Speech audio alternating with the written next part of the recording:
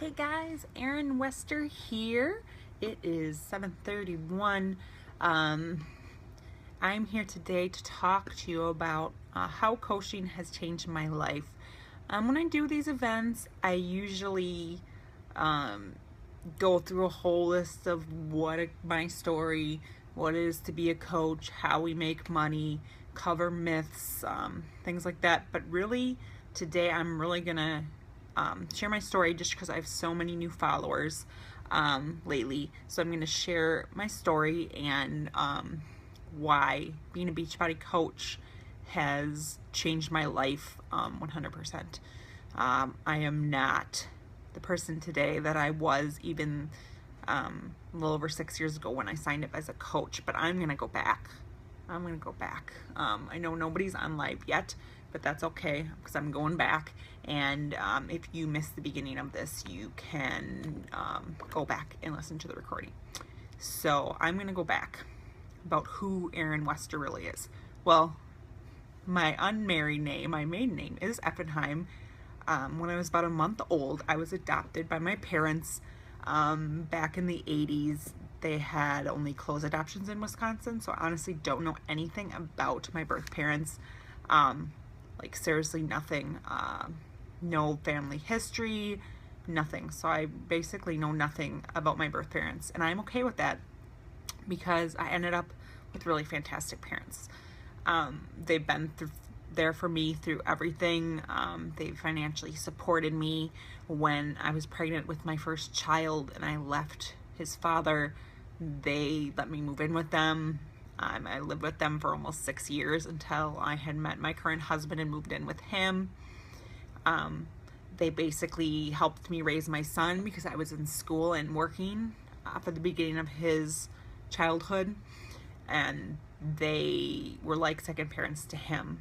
And that just shows what amazing people they are. They were just not able to be blessed with a child because of medical issues.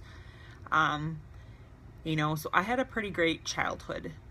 But like all adopted children, you have that feeling that you just weren't good enough for your birth parents.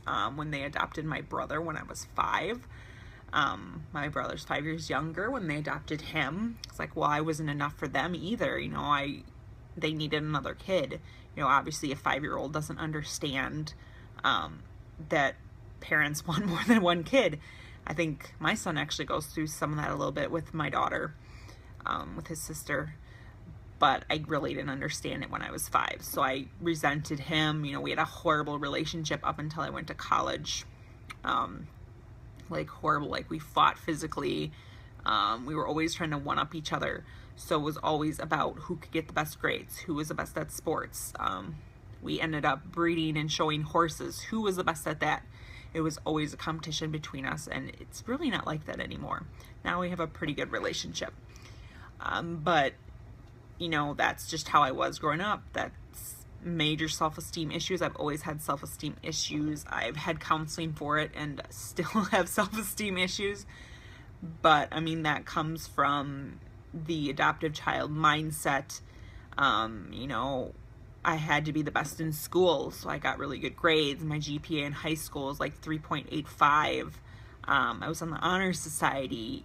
I played soccer. I was a peer helper. I was in forensics and went to state for forensics. I was in choir. I was in orchestra. I basically did everything I could. I wasn't really that great at sports.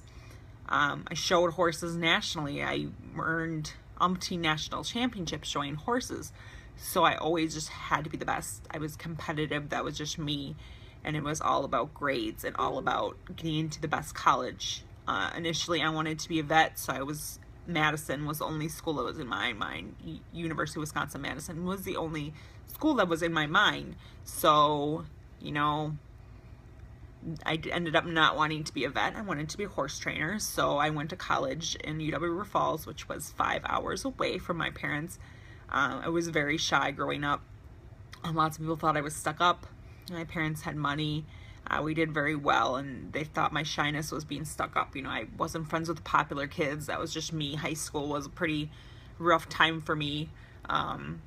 Just didn't feel good about myself. Felt I was fat, would binge eat, emotionally eat. even though I wasn't. I mean, I've always been a tall girl. I'm a bigger girl. I'm a bigger bone girl. That's just who I am. And so when I went to college, I wanted to go far away where no one would know me. I could be someone completely different. And obviously going to college would help me to be outgoing was alcohol. I had not drank in high school. I did not drink until I went to college. I was not intimate with boys until I went to college. Horses and school and activities was all that mattered to me when I was in high school. That's all. Boys didn't matter.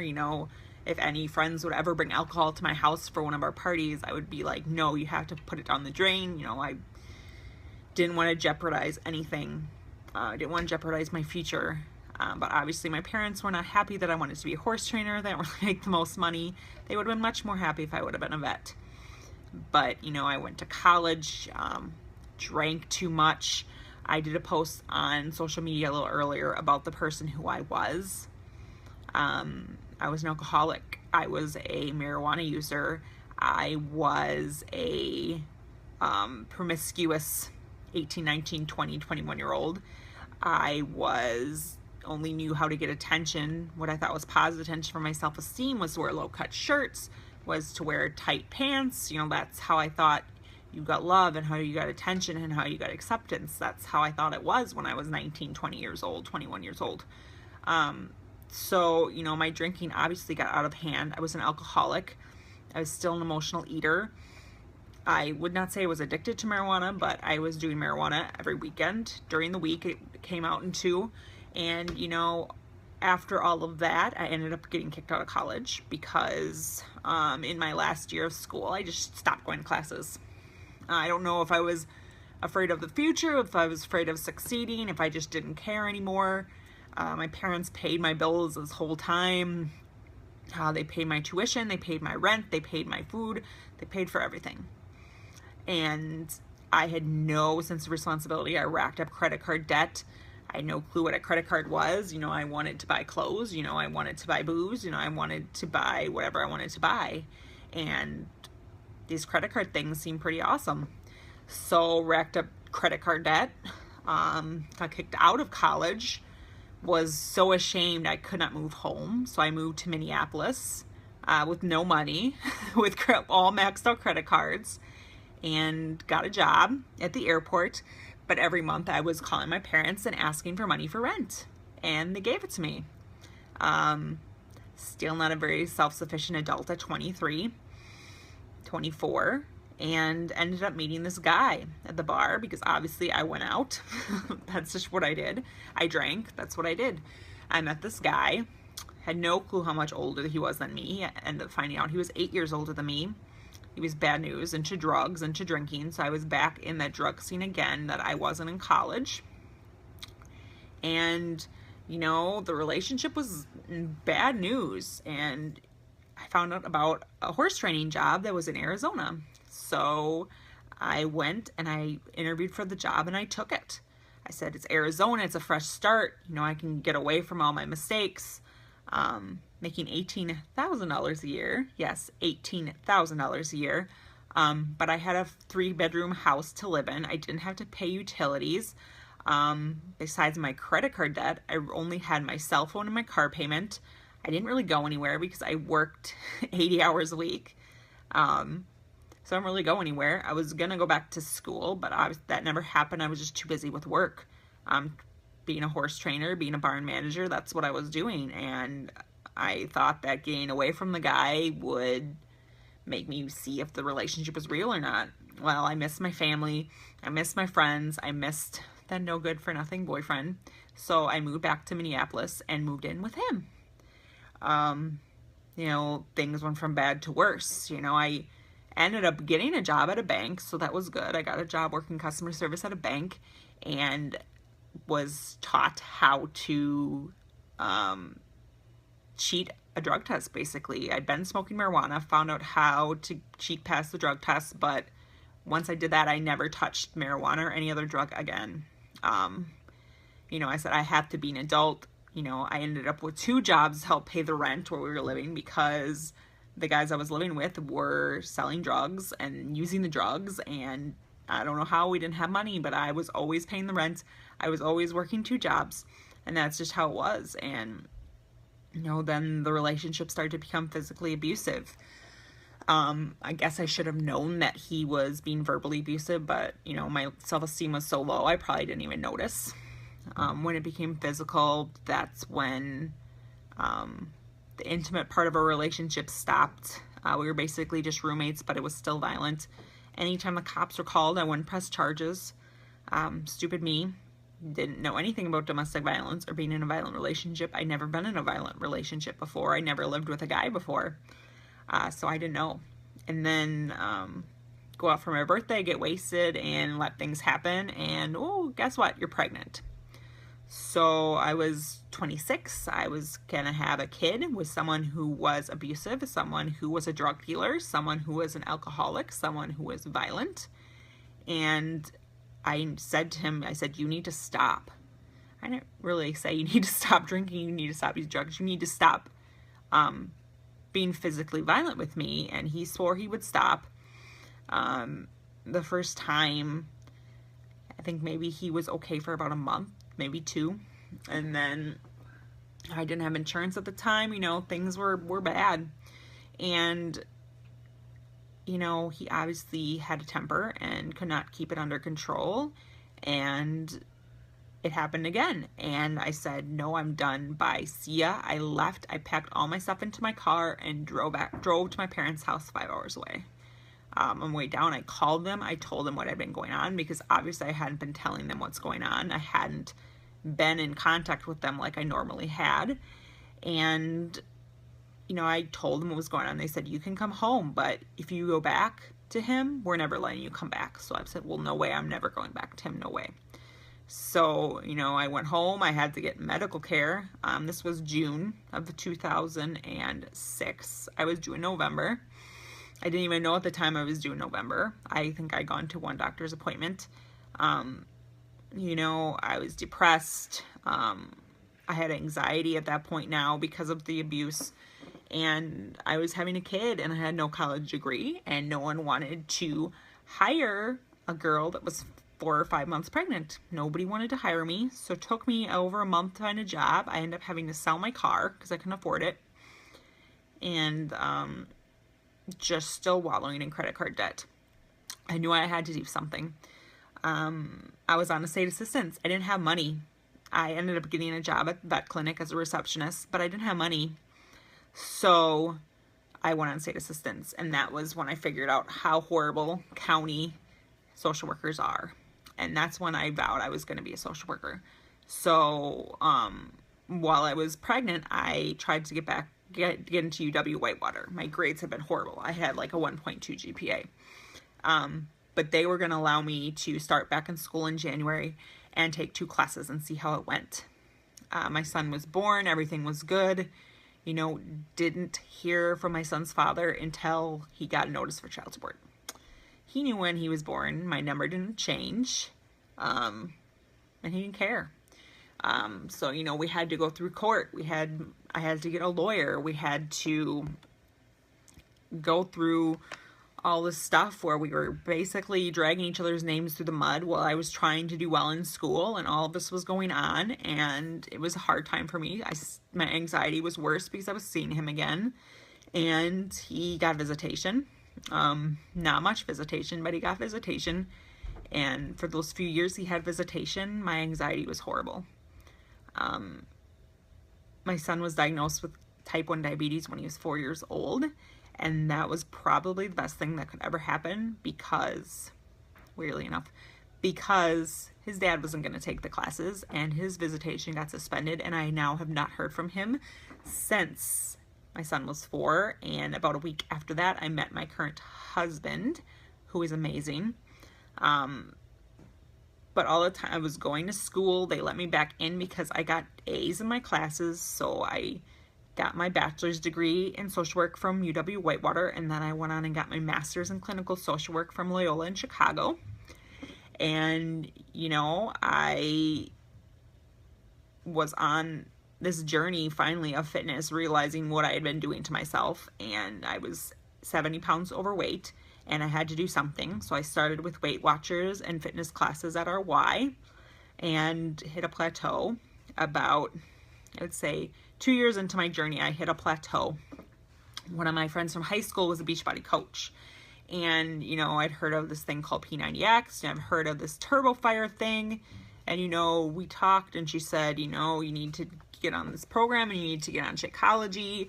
I didn't really buy it, so I said, oh, I'm going to do P90X, but I'm going to buy it off eBay. So that's what I did. I didn't buy it through her or anything. I bought P90X, didn't ask her for help. I kind of just did it on my own and lost about 20 pounds doing 2 rounds of P90X. And I lost about 20 pounds with Weight Watchers, so I lost about 40 pounds. I still had about 30 to go. So it was June of 2010, and I said to her, I said, you know, I've hit a plateau. What can I do? And that's when she again talked to me about TurboFire and talked to me about Shakeology and mentioned this coaching thing that can get you a discount. I said, sure, sign me up. At that time, it was about double to sign up as what it is now. So I put it on my credit card that literally had that amount left over on it and maxed my credit card out and signed up. This is the best thing I ever did. I finally felt like I had a purpose. I was about to graduate with my master's, and I said, well, you know what? This will help me out while I'm trying to find a job, you know, and it will supplement my income when I find a social work job, because I had $100,000 in credit card debt coming. So, you know, I balls to the walls. I worked my business. I worked on my fitness journey. And by a year and a half in, actually 100 days in, I was a diamond coach. And by a month and a half in, I had lost the remaining 30 pounds. So I'd lost 70 pounds total and had reached my goal weight using TurboFire and Shakeology. And, you know, my business was going well. I was making a couple $100 a week. I think maybe $400 a week at that point, which was really good money for me. And, you know, I had found a social work job working for the state. So I just kind of let my business and my health just kind of slide. You know, it just inched back up slowly and slowly. My business dropped. Went from making $400 a week to making $100 a week. And I just kind of let it be that way for 3 years, which was a huge mistake. In March of 2014, that's when I married my soulmate, and we decided for a honeymoon we were going to go on the Beachbody Success Club trip. Didn't know anything about Success Club, really hadn't been doing anything with Beachbody, but, you know, this paying for that trip 100% was cheaper than going on a regular honeymoon. So, you know, we went on the trip with all intentions of not even talking to any Beachbody people. Our intention was to just go and enjoy ourselves and have a great vacation. But obviously you're at the pool, you're at the hot tub, you hear stuff, and people were talking about making 6 figures, 7 figures, retiring from their jobs, retiring their spouses from their jobs. And, you know, life was hard as a single mom, going to school, working, having to volunteer, because it was in the social work program. I barely saw my son. I missed most of his milestones. I missed a lot of his sports practices. I missed a lot of his activities. And I said to my husband, when we have kids, I'm not going to miss out on things. So that's when we decided that by the time we had kids, this was going to be my full-time gig. Beachbody was going to be my full-time gig. So, you know, I worked my butt off. I built my business from making a couple $100 a week to making about $750, $800 a week in 10 weeks. I went from an Emerald coach to 1-star diamond coach in 10 weeks. Quadrupling my income basically on a consistent basis, and that is while working a full-time job and having a husband and having a child who's busy, and we were in the process of buying a house, so I did all of that all at the same time, on maybe an hour a day, and then I think I maybe put in 2 or 3 hours on weekends. So you can build this business on 1 hour a day. You can build this business on 6 to 10 hours a week. You can do it. I did it. You know, it took us a little while to get pregnant. I got pregnant, and, you know, we said we still have a long way to go. We wanted to be making 6 figures. At that point, I had already almost doubled what I was making as a social worker. And, you know, we found out we were having twins, and then the need was even stronger. We said, well, we cannot afford daycare for 2 kids. We have to figure this out. So I just continued working my butt off and building and building and building. And in October, well, we found out we were having, as I said, we found out we were having twins. And in October, at one of my appointments, my doctor basically said, you know, you can't drive to go see clients. I was a guardian at the time. You can't drive to go see clients. You have to be home. You have to be on less hours.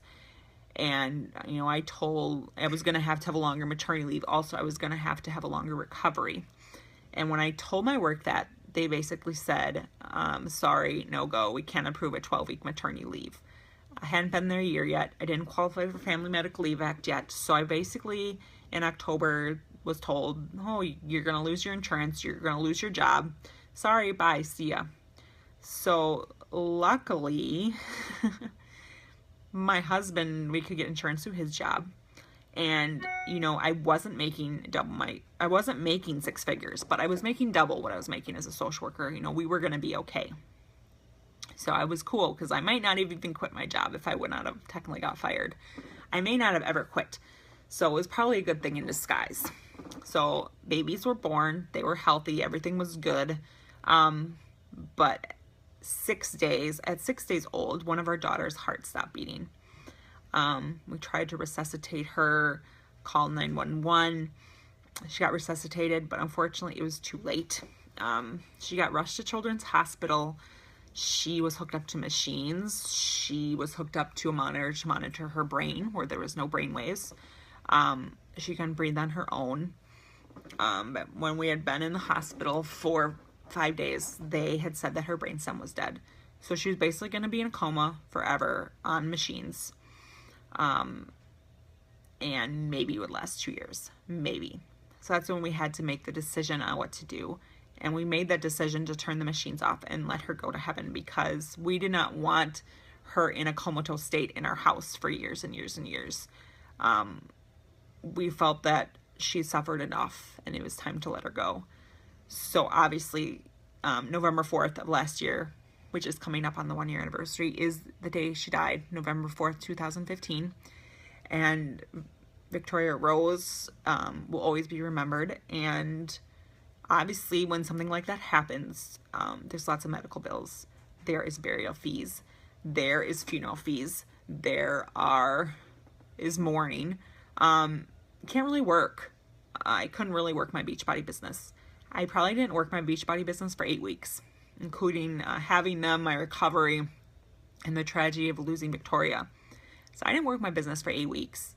In those 8 weeks, I learned, well, how amazing Beachbody is, how amazing the coaches on Team Empire are. Barbie Klebb is my coach. I realized how amazing Barbie is, how amazing my team is, because everybody stepped up.